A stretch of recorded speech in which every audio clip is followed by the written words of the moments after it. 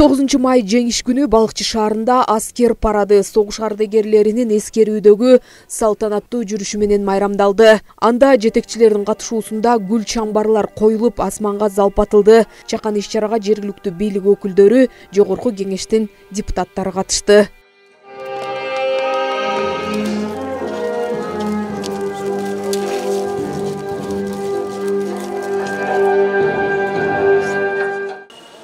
Урматтуу шаар тургундары, Ысык көлдөн болжолу 856 жоокер аттанып, алардын 311-и кайткан эмес. Көл дарбазасы аталган шаарыбыздын 300дөн ашык жоокер мекенди коргоого аттанса, көбү курман болгон. Фашизмге каршы турган Совет элинин жана боордош элдердин эрдиги убакыт өткөн сайын унутулбастан кайрадан тарыхтын жаңы барактары менен толукталууда. Элдин согуштагы баа жеткис баатырдыгы, эрдиги жана ооруктагы кайратман ата-апалардын, ошол жылдардагы мууну ката элек балдардын бел чечпей, уйкусуз аңды аттырып, бардыгы фронт үчүн дешкен эмгек чакырыгы убакыт өткөн сайын ошончолук толук жана даана көрүнүүдө. 1945-жылы 9-майдагы жеңиш салюту бүлүнгөн эл чарбасы кайра калыбына келтирүүнүн кадамы болгон. Биздин аталарыбыздын улуу ата мекендин согуштагы эрдиктери жана согуштан кийинки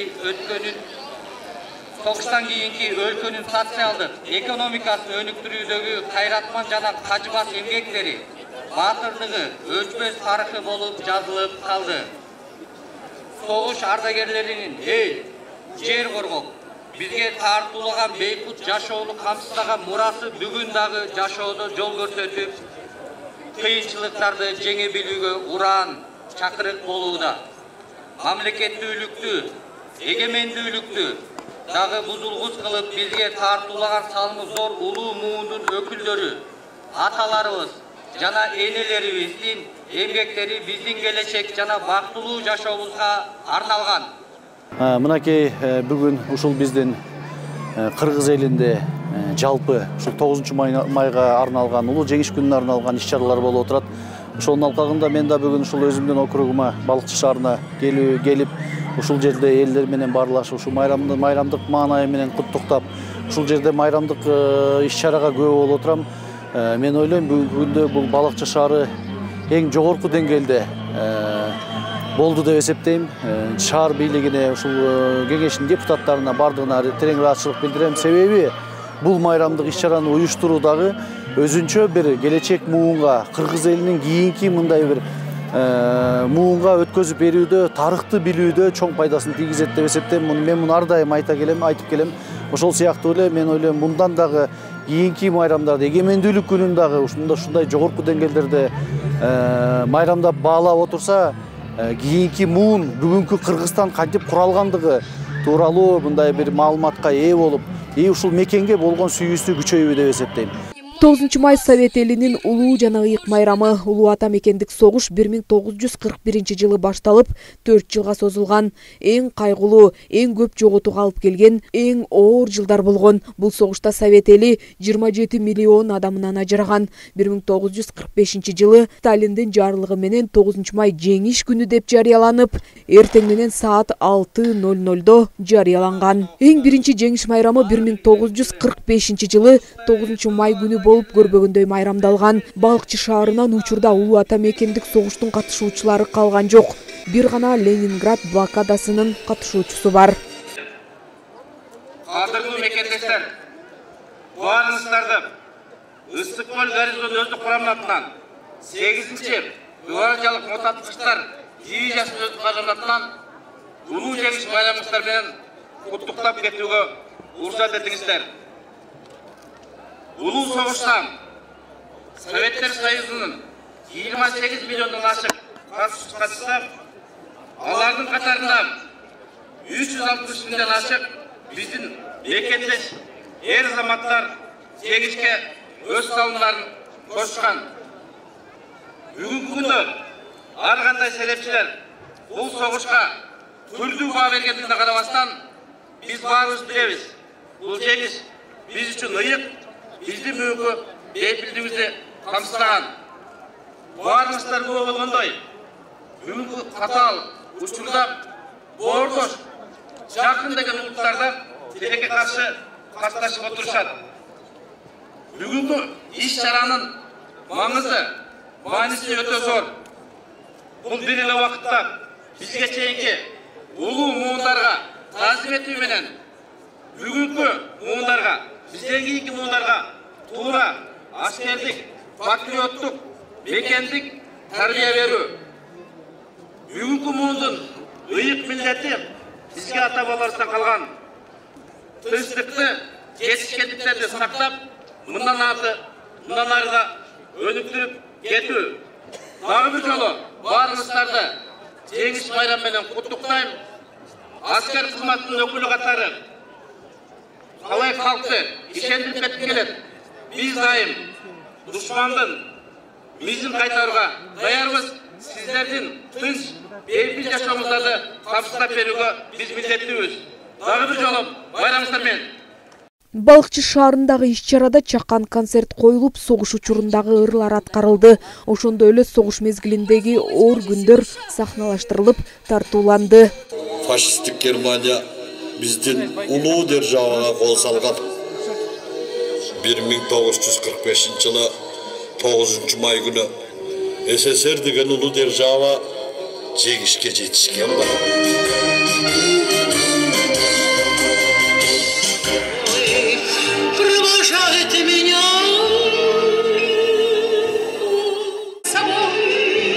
Нежные речи, девичьи плечи, помним в стране боевой. За них родные, за них был на плечах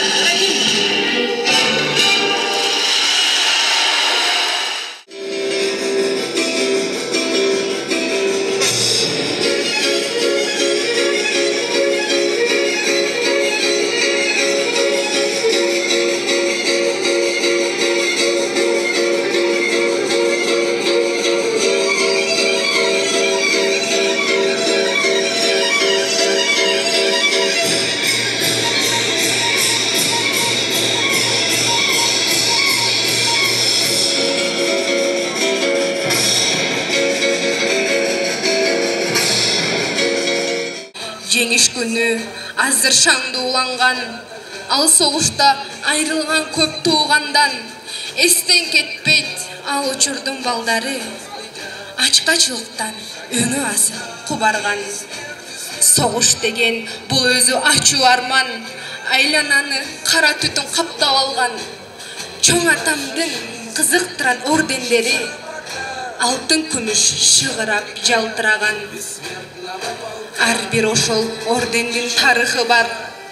Урпак үчүн күрөшкөн ал баатырлар. Кылым өтсүн, унуттурбайт баары бир. 8-ci гвардиялык моту аткычтар дивизиясынын көчүрмөн байрактары менен 8-ci гвардиялык моту аткычтар дивизиясынын көчүрмөн даярдык бөлүмүнүн башчысы гвардиянын подполковниги Адрешев Султан Акжолтоевич баштап өтүүдө. 28 Батыр Панфиловчылар атындагы 23-ci гвардиялык моту аткычтар бригадасынын 2 параддык тобун аскерлери кирип келе жатат. Бул топ Панфилов дивизиясынын курамына кирет. Параддык топту гвардиянын подполковниги Кашкаралиев Улан Эсалевич баштап өтүүдө. Учурда Кызыл армиянын курамындагы алгачкы аскердик түзүлүш катары тарыхта белгилүү. 1918-жылдан бери дүйнөдө аты дүңгүрөп чыккан дивизия азыр биздин республиканын аймагында ишин улантып, анын катарында мына бул мықты азаматтар кызмат көрүп жатат. Аянтка Кыргыз Республикасынын мамлекеттик чек-ара кызматынан 20-64 аскер бөлүгүнүн параддык тобу келе жатат. Топту улук лейтенант Миретбек уулу Жанышбек баштап келүүдө. Аянтта Кыргыз Республикасынын ички иштер министрлигинин Атайын балыктагы полкунун балыкчы шаарынын өзүнчө ротасынын параддык тобу кирип келүүдө. Параддык топтун башында милициянын эмгек лейтенанты Шабданов Изат Тажибекович баштап келүүдө. Аянтта Кыргыз Республикасынын ички иштер министрлигинин Ысык Көл облустук ички иштер башкармалыгынын балыкчы Balыкçı şahardык ички иштер бөлүмүнүн башчысынын орун басары милициянын подполковниги Жеңишбек Абыканов баштап келет. Салтанаттуу кадам таштап, Кыргыз Республикасынын өзгөчө кырдаалдар министрлигинин Балыкчы шаары боюнча өзгөчө кырдаалдар бөлүмүнүн аскер кызматкерлери аянтка кирип келди. Параттык топту улук лейтенант Кылычбек Чечейбаев баштап келүүдө. Өзгөчө кырдаалдар министрлигинин кызматкерлери адамдын өмүрүн сактоо, өзгөчө кырдаалдын кетердин көжүргөн унаасы кирип келүүдө. Ал өзүнүн жогорку натыйжалуулугун куралдуу чыр-чатактарда далилдей алды. КМП-2 унаасын башкаруудан ишеничтүү жана кыргызстандыкта жүрө алган. Бул техника күчтүү куралдар менен жабдылган. Унаанын салмагы 14 тонна, экипажы 10 адамды түзөт. Максималдуу ылдамдыгы саатына 65 чакырым, ал эми суу үстүндө саатына 7 чакырымды түзөт.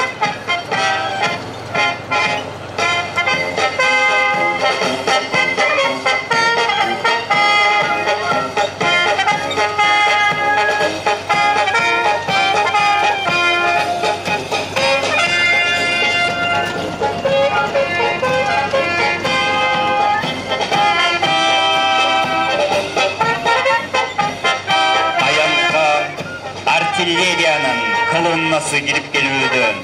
Артиллериялык колоннаны 122 мм жапыр ок атуучу реактивдүү тутумунун күчүрмөн град унаасы баштап келүүдө.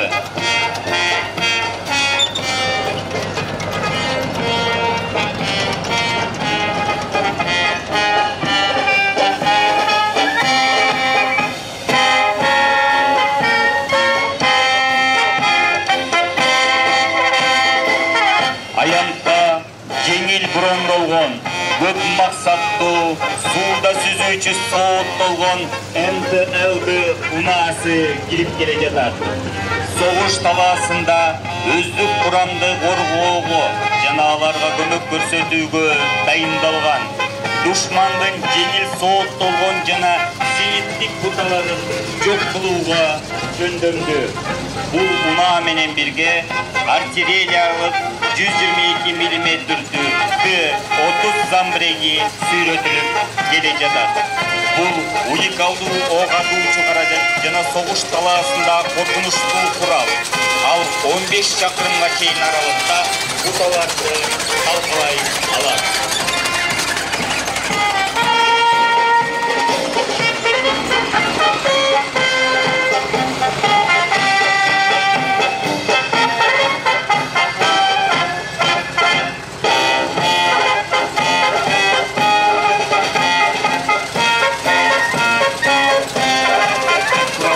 Сүйрөтүү үчүн колдонулат. Ага сүйрөтүлүп, легендарлуу танкаларга каршы чабуулда колдонулуучу 100 мм артиллериялык ПС-3 замбиреги өтүп жатат. Бул артиллериялык замбирек душмандын тирүү күчтөрүн, танкаларын жана башка сооттолгон техникасын жок кылат. Ошондой эле жөө аскерлердин чабуулун коштойт жана коргонуп жатканда аны талкалайт. Анын соккулары дайыма так жана кыйраткыч күчкө ээ. Аянтка ГАЗ-66 автоунаалары кирип келүүдө. ГАЗ-66 автоунаасы аскердик тармакта өздүк курамды, чакан жүктөрдү ташууга, жеңил куралдарды жана минометторду сүйрөтүүгө колдонулат.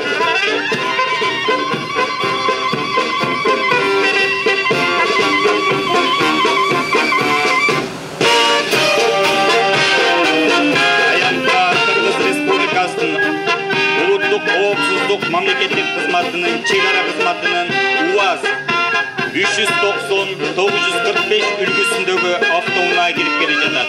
Айтылган автоунаа кызматынын алыскы тоо арасында жайгашкан чек-ара заставалардын күчүрмөн кызматтык ишмердигине колдонулат.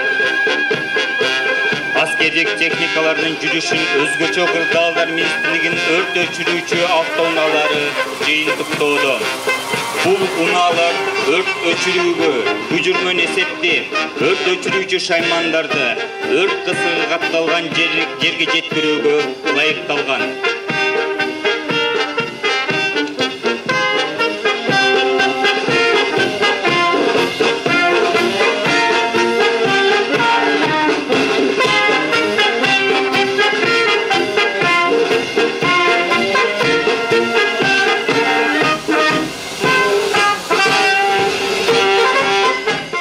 Daim ele ушунтип эле майрамда балдар, жаштар жыргасын, жаштар өссүн, элибизге тынч болсун, чоңдорубузга иман берсин, баардыгына өмүр берсин, ушинтип эле эл гүлдөсүн.